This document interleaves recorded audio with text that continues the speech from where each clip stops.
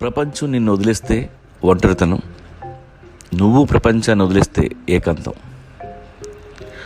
లోన్లీనెస్కి ఎలోన్నెస్కి చాలా తేడా ఉంది. ఒంటరితనం ఎప్పుడూ ఫీల్ అవ్వద్దు. నీరసం వస్తుంది, ఏడుపు వస్తుంది, మన మీద మనకే నమ్మకం పోద్ది. లైఫ్లో 1-2 సార్లు నేను ఇలాగే ఫీల్ అయ్యాను. దాని నుండి బయటికి రావడం తెలియకపోతే ఇంకా కురుగుపోతాం. ఎప్పుడైనా ఒంటరిగా ఫీల్ అయినప్పుడు మాత్రం ఒంటరిగా ఉండొద్దు. ఫ్రెండ్స్తో గడపండి, హెవీ సౌండ్తో మ్యూజిక్ వినండి, వర్కౌట్ చేయండి. Aloneness is completely opposite. ఏకాంతం కోసం అందరినీ వదిలేసి ఎక్కడికో పోనక్కర్లా. నీకున్న relations, friends, love, hatred, religion అన్నీ పక్కన పెట్టి మీతో మీరు కూర్చోవాలి. మన లైఫ్కి కావాల్సిన ఇంపార్టెంట్ డెసిషన్స్ అప్పుడే తెచ్చుకుంటాం. మీ ఫోన్ స్విచ్ ఆఫ్ చేయండి, రూమ్ తలుపేసేయండి, కాసేపు మీ బట్టలు ఇప్పి పక్కన పడేయండి,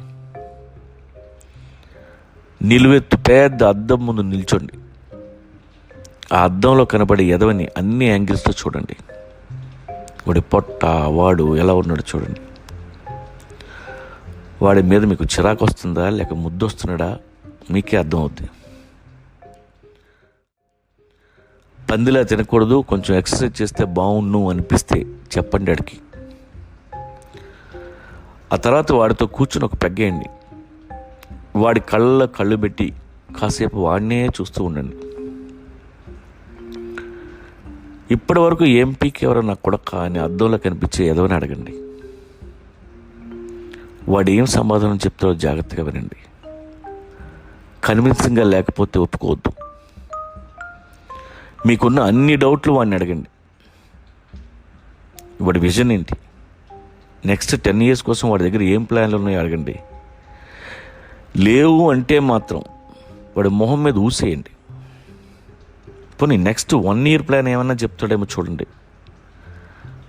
బిక్కమొహం వేస్తే అస్సలు వాడి ప్రాబ్లమ్స్ ఏంటో అడగండి. వాటిని సాల్వ్ చేయడానికి వాడి మట్టి బుర్ర పనిచేయకపోతే మీరే మంచి సలహా ఇవ్వండి. ఎందుకంటే ఈ భూమి మీదకి మీతో కలిసి వచ్చింది వాడే, పోయేటప్పుడు కూడా వాడే కంపెనీ. వాడిని కొంచెం మంచి దారిలో పెడదాం. వాడు ఎంత ఎదవైనా దుర్మార్గుడైనా మనకు తప్పదు కదా. వారానికి ఒకసారైనా వాడితో కూర్చోండి. ఇద్దరు కలిసి మంచి మ్యూజిక్ వినండి. అప్పుడప్పుడైనా ఆ అద్దంలో ఉన్న ఎదవతో గడపండి, వాడిని ప్రేమించండి. అబ్బాయిలే కాదు, అమ్మాయిలు కూడా ఇది చెయ్యాలి. అప్పుడప్పుడు మనతో మనం నగ్నంగా మాట్లాడుకుందాం. Because loneliness is depressing and dangerous.